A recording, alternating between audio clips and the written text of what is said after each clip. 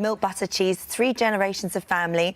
But you find that the campaigning over the last few months has got definitely much more intense, you've noticed. Well, for us personally, not really. We've gone about getting on with farming and doing what we do, and then it just kind of, everything changed about a week ago when we just put a nice post out on Facebook. What was the post? We had triplets for the first time ever in our farm. Calf triplets. Calf triplets. It's a very rare occurrence with a cow. Yeah. And what was the reaction? Good for the first day. Lots of nice comments, and it's just a fun little story.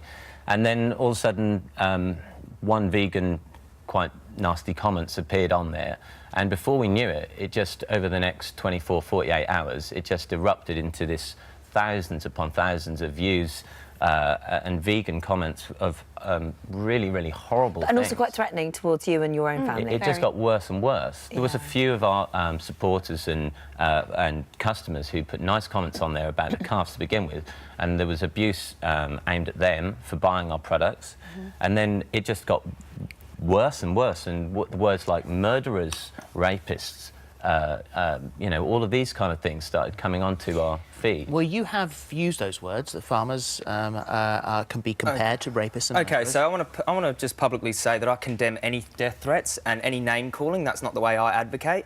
But I think we need perspective in this situation. Now, the dairy industry are responsible for separating families. When these calves are born, they are taken away from their mother, OK? That milk will be given to human beings, OK? Now, those calves, if they're born a boy, they'll be bolt gunned in the head, sometimes on their first day of life, OK? And the female calves will suffer the same fate as their mother, which is forcible impregnation. They're not getting pregnant naturally, forcefully. A fist into the cow's anus, OK? They harvest the semen from a bull, and we all know how they do that, and then they inject that semen into the cow, OK? And then when she's pregnant, they take her calf away from her. And this is why they call it, vegans might call it kidnap, and when she can't produce milk anymore, she's murdered for her body, OK? A mother.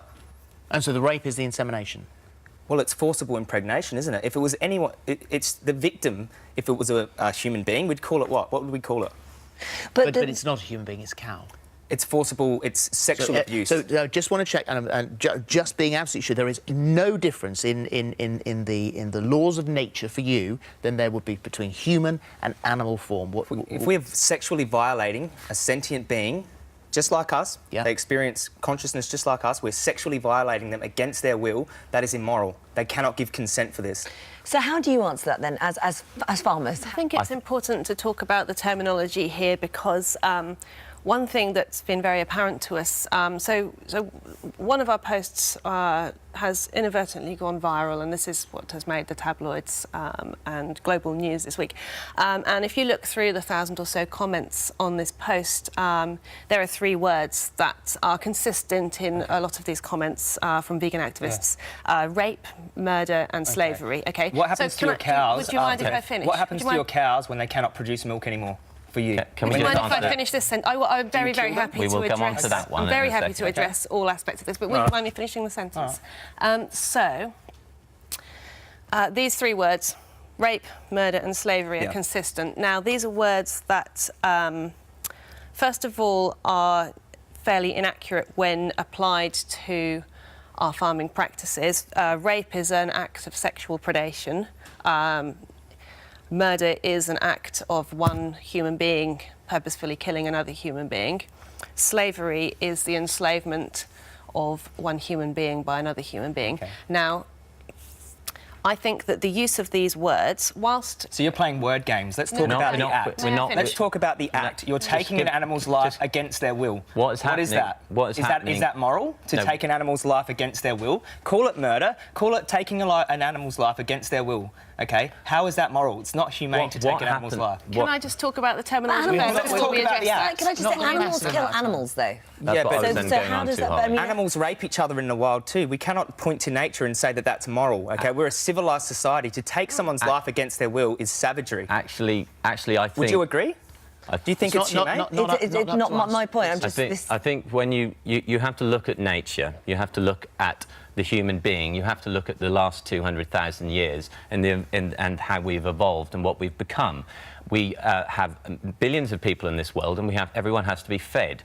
We as human beings, eat meat and vegetables, like many other species. 270-odd species on this planet eat meat, of which all of those animals very often actually eat another animal in a far worse way than actually We don't need to for our health. We don't need to. It's unnecessary. Just biologically, and in our development as a species, we've grown canine teeth. Where? Canine Show me teeth. yours.